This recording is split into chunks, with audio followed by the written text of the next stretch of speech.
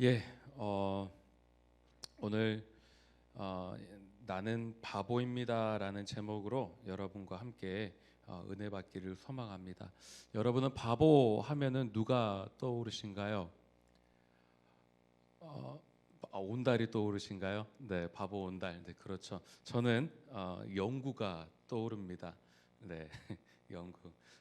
그래서 나오신 분들과 웃으면서 이렇게 인사했으면 좋겠습니다. 띠리리리리리 영겁다. 아무도 인사를 안 하시네요. 이건 못 하시겠나요? 네, 앞에서 하는 저는 얼마나 민망하겠습니까? 네, 그래도 여러분 많이 웃으셨으면 그걸로 만족합니다. 여러분 웃으니까 어때요?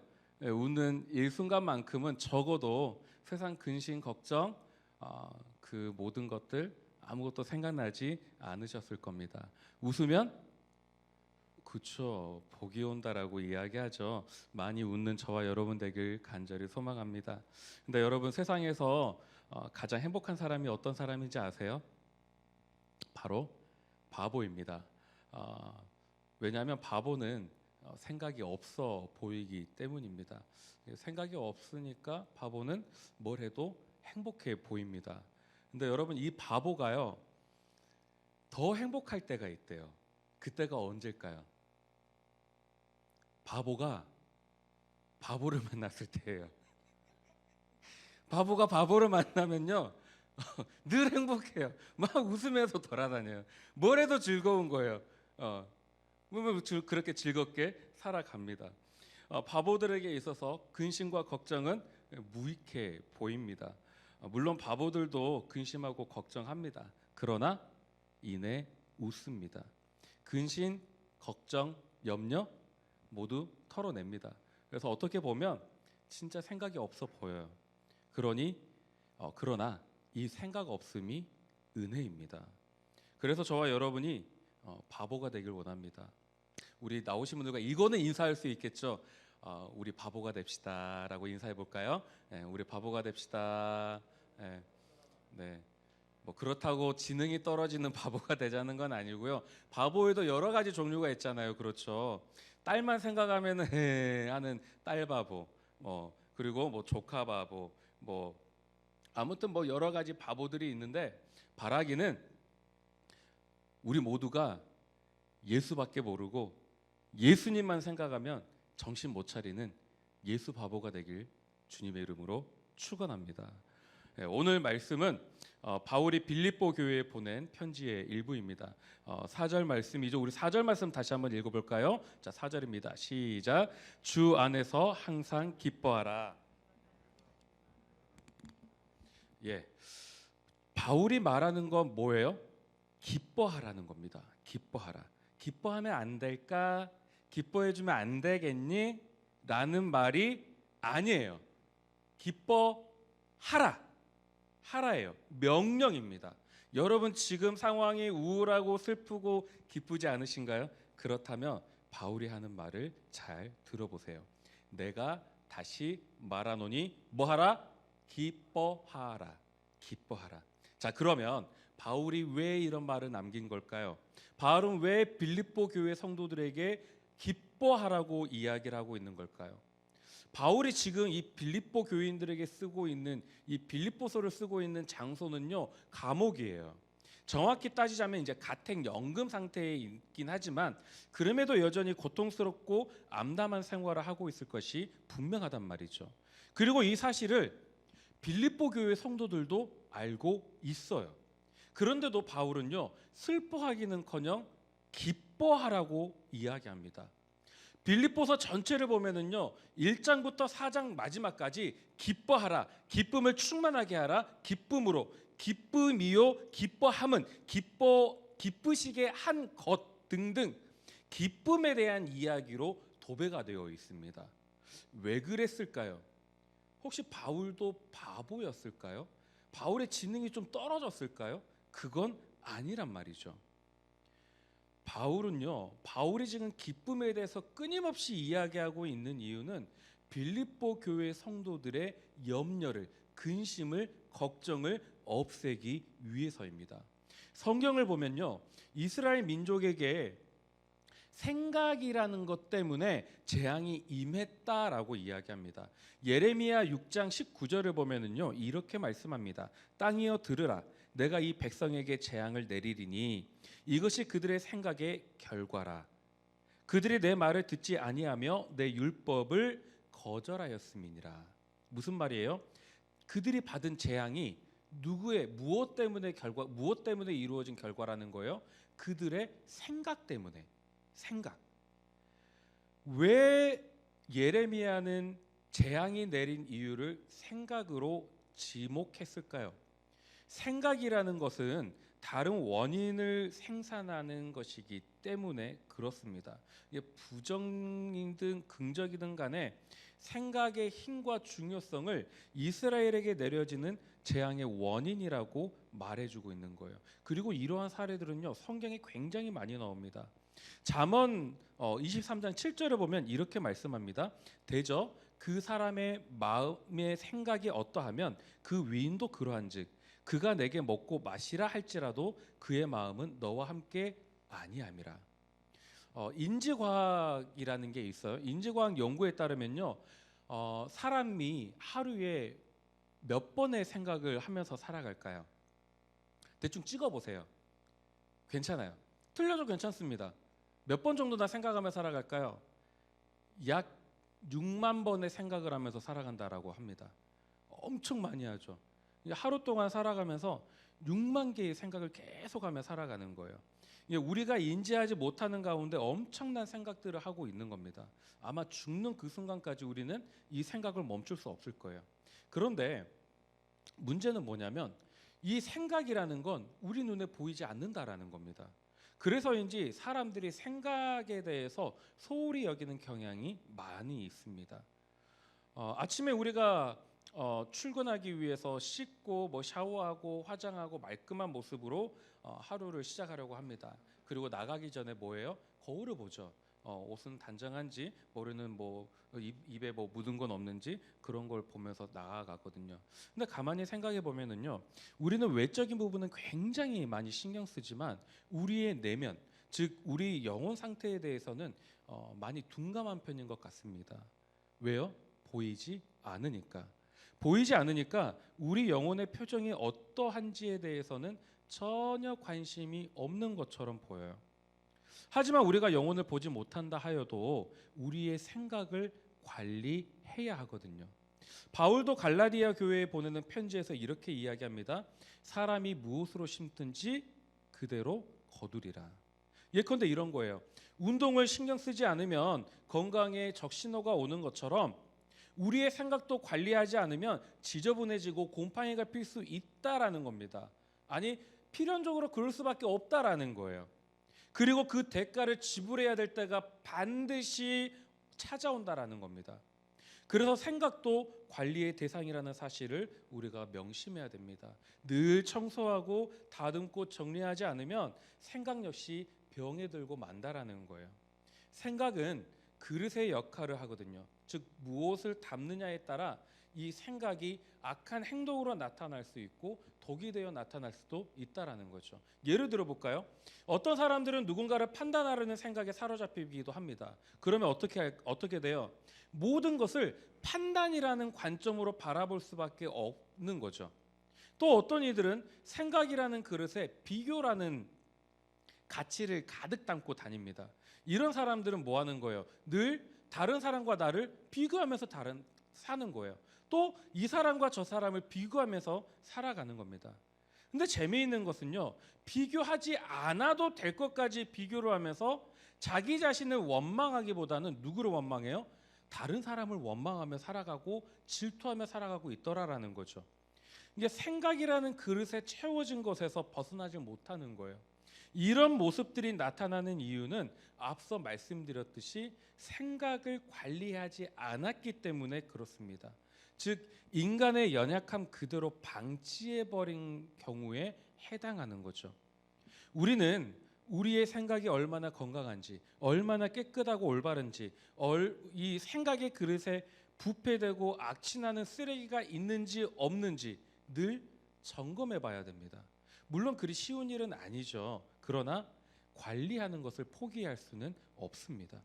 식단을 관리하고 건강을 관리하는 것이 중요한 것처럼 우리 영혼의 건강 또한 관리해야 된다라는 거예요.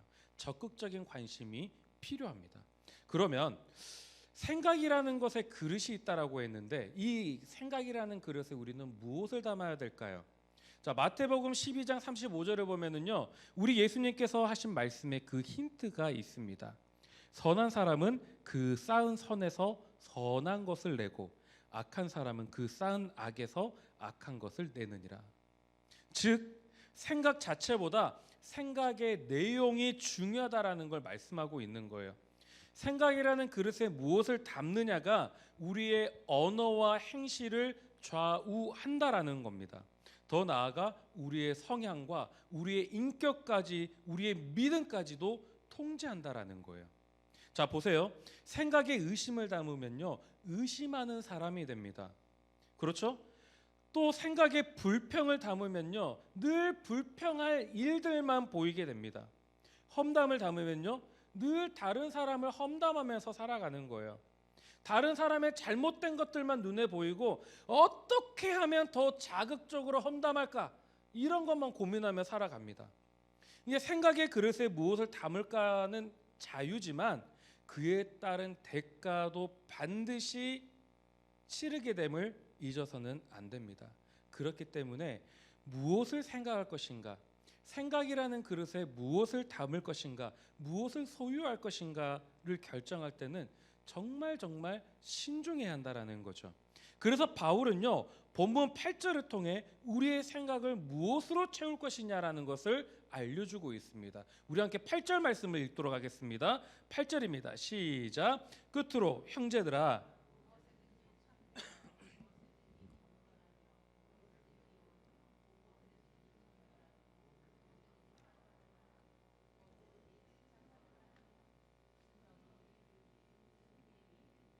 이것들을 생각하라. 아멘. 자, 무슨 말인고 하면요, 참되고 경건하고 옳고 정결하고 사랑받을 만하고 칭찬할 만한 것을 뭐하라는 거예요? 생각의 그릇에 가득 담으라는 거예요. 또 바울은요, 히브리서 3장 1절에서 생각에 관해 이런 말을 남깁니다. 그러므로 함께 하늘의 부르심을 받은 거룩한 형제들아, 우리가 믿는 도리의 사도이시며 대제사장이신 예수를 깊이 생각하라. 누구를 깊이 생각하라고요? 예수를 깊이 생각하라. 여러분, 혼자 스스로에게 좀 민망하니까 혼자 답해 보세요. 오늘 아침에 눈 뜨고 지금 이 시간까지 나는 예수를 몇 번이나 생각했는가? 스스로 답해 보세요. 혼자서만 몇 번이나 예수를 생각하며 살았는가? 잠깐 생각하는 게 아니에요. 깊이 생각하는 거예요. 그래서 바울의 말을 종합해 보면은요, 이런 겁니다. 참되고 경건하고 옳고 정결하고 사랑과 칭찬이 유일하게 합당한 대상은 바로 그리스도 예수시다. 고로 그리스도 예수만을 깊이 생각하라. 어떻게요? 깊이 있게 생각하라는 겁니다. 생각의 모든 걸요, 예수 그리스도로 깊이 채우라는 거예요. 가득 채우라는 거예요. 바울 본인도 그리스도 예수와 그의 십자가 달리신 것 외에는 아무것도 알지 않기로 작정했단 말이에요. 다른 것에 대해서는 생각하지 않기로 아주 단호하게 선언을 한 겁니다. 그런데 말이죠, 생각이 대단히 중요하다라는 건 알겠는데 그 생각을 다스릴 수 없다라는 게 정말 난감한 거예요. 아까도 잠시 언급했지만 우리가 생각을 마음대로 조절할 수 없다라는 게 문제입니다. 그러면 어떻게 해야 될까요? 본문에서 바울은 우리가 스스로 생각을 통제하지 못하는 사례로 염려와 근심을 언급합니다. 사실 근심 없는 사람이 어디 있겠습니까? 이 세상에 아무도 없어요. 그리고 염려가 없는 경우도 없습니다.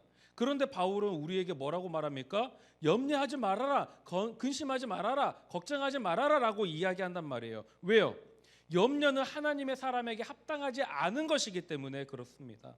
예수님의 말씀에 따르면 염려한다고 우리의 키를 한 자나 더 할 수 있느냐라고 이야기하셨단 말이에요. 염려를 많이 해서 키가 한 자나 더 자라게 된다면 저는 2m는 훨씬 넘었을 거예요. 근데 제가 염려를 안 해서 남들보다 제가 키가 작은 게 아니죠. 다른 사람들이 큰 겁니다. 저는 키가 작은 게 아니라 다른 분들이 저보다 크신 거예요.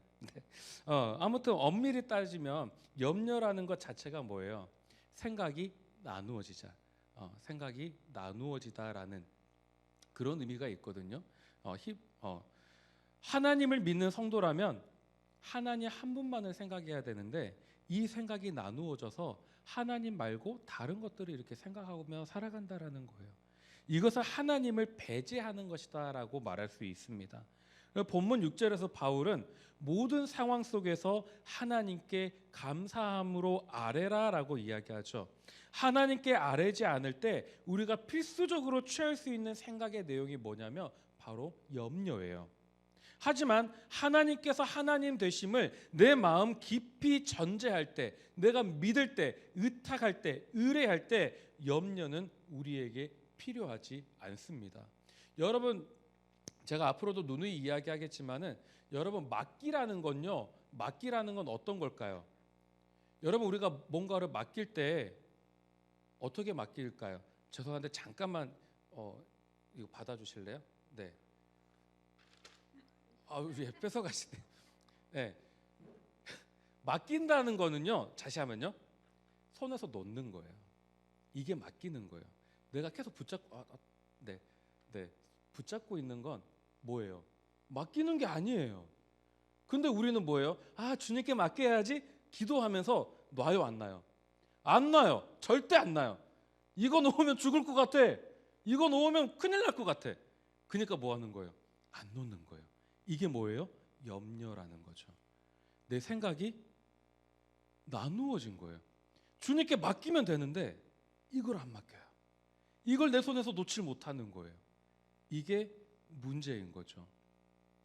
그래서 바울은 생각을 다스리는 비결로 기도와 간구로 하나님께 모든 염려를 아뢰라라고 이야기합니다. 그럼 어떻게 돼요? 지각에 뛰어나신 하나님의 평강이 우리의 마음과 생각을 지켜주신다라는 거예요. 이게 정말 중요합니다. 우리가 기도와 간구로 아랠 때 우리가 절제하지 못했던, 우리가 다스리지 못했던 내 생각을 누가 하신다고요? 하나님께서 지켜주신다고요. 지켜주신다라는 거예요. 다시 말해 생각을 다스리는 일은 우리의 일이 아니라는 겁니다. 우리의 일은 뭐예요? 기도하고 간구하는 거예요. 그럼 우리의 마음과 생각을 지켜주시는 건 누구의 일이에요? 하나님의 일인 거예요. 하나님께 맡기라는 겁니다. 동시에 하나님 없이는 우리의 생각이 내 뜻대로 조절되지 않는다라는 거예요. 여러분 이스라엘의 초대 왕이었던 사울을 떠올려 보세요. 사울은 다윗에 대한 심한 질투심 때문에 늘 다윗을 쫓아내고 죽일 생각만 했단 말이에요. 심지어 다윗도 그랬습니다. 다윗도 그랬어요. 하나님 마음에 합한 자다라고 이야기했던 그 다윗도 그랬어요. 언제 그랬어요? 우리아의 아내 밧세바를 취하고 나서 이 일을 어찌할까 하고 나서 어떻게 합니까? 생각하는 거예요. 어떻게 할까? 어떻게 할까? 그리고 살인교사를 명령하죠. 우리아를 정den터에 그것도 맨 앞에 내보내서 죽입니다. 왜 이런 걸까요? 왜 이랬던 걸까요? 그 다윗이 근심과 걱정이 사울과 다윗의 생각을 침식했기 때문에 그렇습니다. 잠식했던 거예요. 이것에서 벗어날 수 있는 거 우리의 일이 아닙니다. 하나님께 맡겨야만 가능한 거예요. 사울과 다윗의 실패는 하나님께 맡기지 않았다라는 것에서 그 염려를 찾을 수가 있는 거죠. 오직 하나님만이 우리를 걱정과 근심에서 염려라는 이 결박에서 우리를 풀어서 자유롭게 할 수 있는 겁니다. 다윗이 죄를 범한 후에 그 원인을 돌아보며 회개하는 시편을 보면은요, 나단 선지자가 그 죄를 깨우치게 한 이후에 뭐라고 고백하는지 아십니까? 주여, 주의 성령을 내게서 거두지 마소서. 성령으로 충만하지 않으면 안 된다는 고백이에요. 바울 역시 에베소 교회에 오직 성령의 충만함을 받으라 권면합니다. 왜요? 성령의 충만함이 없으면 우리가 생각해서 자유로울 수가 없거든요. 성령으로 우리의 속사람을 충만하게 해야만 이길 수 있다라는 거예요. 이것이 하나님께 모든 근심과 걱정과 염려를 맡기는 겁니다. 그런데 이마저도 쉬운 일이 아니에요. 우리의 체질상 하루아침에 될 일이 아니거든요. 무한한 반복과 연습을 통해서 이루어져야 하는 겁니다. 그래서 그리스도인의 구원은 만들어져 가는 거예요. 이걸 보고 이제 신학용어로 두 글자로 뭐라고 합니까? 성화, 거룩하게 되어져 간다라고 이야기하는 겁니다. 우리가 예수 믿었다고 갑자기 어느 날 거룩 이게 아니죠. 여러분 그렇잖아요. 스스로의 삶을 저만 그런가 봐요. 제가 목사지만 24시간 동안 거룩 이게 아니거든요. 때로는 넘어지기도 하고 자빠지기도 하고 때로는 욕할 때도 있어요. 근데 그런 과정들 하나하나를 거치면서 우리는 거룩해져 간다라는 거죠. 어제보다는 오늘 조금 더 거룩해지고 오늘보다는 내일이 더 거룩해져 가는 그런 모습으로 살아가는 겁니다. 자, 우리가 서두에 하루에 최소 몇만 건 이상 생각을 한다고요? 6만 건. 자, 그러면 우리가 누군가에게 시기와 질투를 할 때 그 시기와 질투는 단 한 번의 충동적인 결과로 이루어진 걸까요? 아니라는 거죠. 아침에 일어나서 밤에 잠들기까지 가는 곳마다 시기와 질투라는 생각이 우리의 머릿속에 자리 잡고 있는 겁니다. 이렇게 뿌리내리는 시기와 질투는 점처럼 우리 곁을 떠나지 않아요. 여러분 아이들을 보세요. 아이들이 삐딱한 생각을 가지고 무례한 태도를 보인다거나 또는 이상한 행동을 취하는 것이 하루아침에 이루어지는 거던가요? 아니죠. 오랜 시간에 걸쳐서 형성되는 겁니다. 그래서 그 아이들의 몸과 인격에 자리 잡게 되는 거죠. 그렇게 성장하게 되면 어떻게 돼요? 3살 버릇 80까지 가는 거예요. 근데 81살 된다고 그 버릇이 없어지고 이러진 않더라고요. 그냥 쭉 가시더라고요. 쭉. 예. 이렇게 인격이나 성향에 뿌리내리고 견고히 굳어진 결과라고 할 수 있습니다. 이미 이렇게 굳어진 아이들을 치료하고 회복하는 거 쉽지 않아요. 우리의 이 성격과 인격과 신앙 또한 그러합니다. 하나님 앞에서 긴 시간을 두고 씨름해야 하는 문제입니다. 그러면 이 문제를 가지고 다시 말씀을 바라보면 아무것도 염려하지 말라라는 말은 단순한 권면 그 이상을 우리에게 이야기해주고 있는 겁니다. 즉 기도와 간구로 하나님께 아뢰면 염려하지 않게 된다라는 의미를 이야기하는 거죠. 그러면 어떻게 된다고요? 모든 지각에 뛰어나신 하나님의 평강이 그리스도 예수 안에서 우리의 마음과 생각을 지키신다고요. 그러면 염려에서 벗어나게 된다는 겁니다. 더 주목할 것은요. 예수 그리스도 안에서라는 말입니다.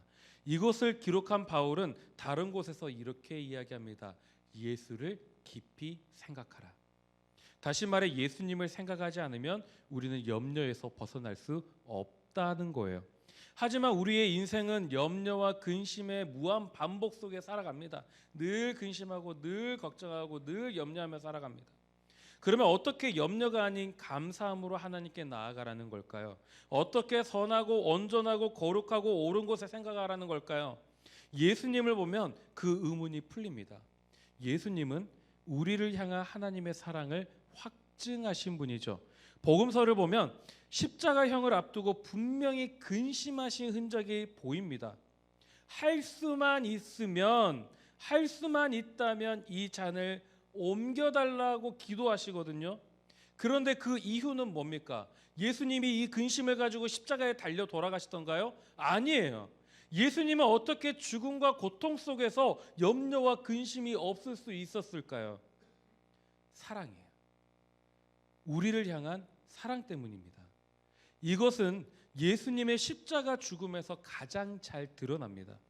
아버지가 아들 안에, 아들이 아버지 안에 있어 분리될 수 없는 한 분이신 하나님께서 그렇게 사랑하는 독생자를 이 땅에 가장 억울하고 가장 비참하게 피조물이 창조자를 조롱하고 멸시하는 가장 터무니없는 그 십자가의 길을 걷게 하신 것은 우리를 너무나도 사랑해서예요.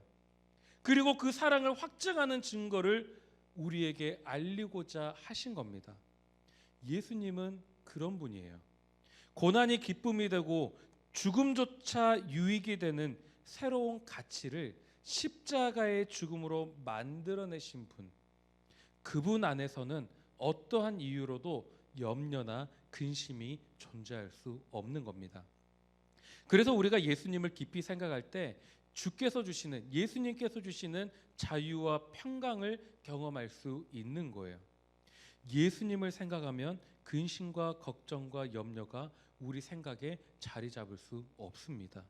고난당하는 것도 유익이고 죽음도 유익이라 판단하는 자들에게 도대체 그 어떤 근심과 염려가 자리 잡을 수 있겠냐라는 겁니다. 바울이 건강하고 바른 생각을 권면하기 전에 그 생각을 결박하는 요소로서 언급한 이후에 그것을 다스리는 유일한 방법으로 뭘 말했는가를 주목해야 됩니다. 여러분, 우리 자신이 아니에요. 기도와 간구로 그 모든 것을 하나님께 아뢰면 그리스도 예수 안에서 우리의 마음과 생각을 하나님의 평강으로 지켜주실 거라고 이야기한 이유가 바로 여기에 있습니다. 자, 여기서 다시 바울이 빌립보 교회에 쓴 편지를 주목해 보세요. 기뻐하라, 기뻐하랍니다. 바울은 말 그대로 먼지 나도록 매맞았던 사람이에요. 또 돌로 세례를 받았던 사람이기도 하고요. 강의 위험과 동족의 위험과 이방인의 위험과 시내의 위험과 광야의 위험과 바다의 위험과 거짓 형제의 위험을 수없이 많이 당했던 사람입니다. 뿐만 아니라 감옥을 제집 드나들듯이 다녔던 사람이 바로 바울이에요. 그런데 바울에게서 한 가지 이상한 점을 발견할 수 있습니다. 근심과 걱정과 염려의 흔적을 발견할 수 없다라는 거예요. 누구처럼요? 예수님처럼. 불빛도 없는 감옥에서 감사의 찬송을 불렀고요. 옥문이 무너지고 사슬이 풀어져도 도망갈 생각을 안 합니다. 이쯤 되면은 진정 바보가 아니었을까 하는 의심이 되는 부분입니다. 오히려 탈옥의 책임감 때문에 자결하려 했던 그 간수에게 복음과 새로운 소망을 전하던 이 바울. 더욱이 불편하고 캄캄한 감옥에서도 바울은요, 오직 빌립보 교회를 향해 이런 말을 전합니다. 기뻐하라, 기뻐하라. 바울, 그는 진정 바보였을까요? 여러분, 생각의 자유는요, 그냥 찾아오지 않습니다. 우리가 하나님 안에서 기뻐할 때 하나님의 전적인 평강이 우리의 마음과 생각을 지켜주실 때에만 가능한 겁니다. 그렇다고 생각 지키는 것이 하나님의 일이라고 우리의 마땅한 도리를 무시해서 되는 것은 당연히 아니죠. 우리는 우리에게 허락된 만큼 순종으로 그 은혜에 참여해야 하는 겁니다.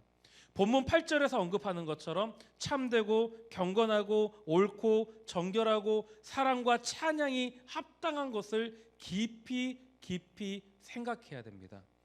기도와 간구로 하나님께 근심과 염려를 아랜다는 것 자체가 하나님을 깊이 생각하는 거예요. 기도와 간구는 예수님에 대한 생각을 가장 올바른 방법으로 하는 겁니다. 그렇기 때문에 우리는 예수님을 생각하는 일을 멈추어서는 안 되는 거예요. 우리의 호흡이 멈추면 우리의 육신이 죽는 것처럼 우리가 예수님을 호흡처럼 생각하지 않으면 우리의 생각은요, 염려와 근심으로 가득 차 있는 겁니다. 온 마음과 생명과 뜻과 힘을 다해서 예수님을 생각해야만 합니다.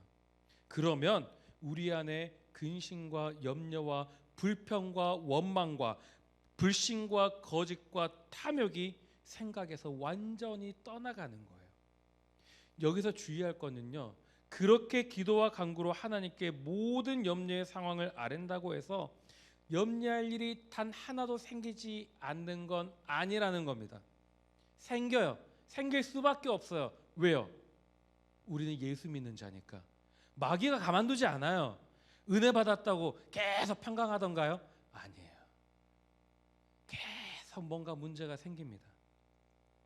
하지만 그럴 때마다 모든 상황 가운데 하늘의 지혜로 능히 대처하는 일체의 비결을 우리는 배워가는 겁니다. 하루하루 배워가는 거예요. 바울이 그랬던 것처럼 우리 역시 비천에 처할 줄도 알고 풍부에 처할 줄도 알게 되는 겁니다. 그래서 배고픔과 풍부와 궁핍 같은 염려의 상황에서도 우리는 일체의 비결을 배우는 기쁨을 누릴 수 있는 겁니다. 여러분 생각해 보세요.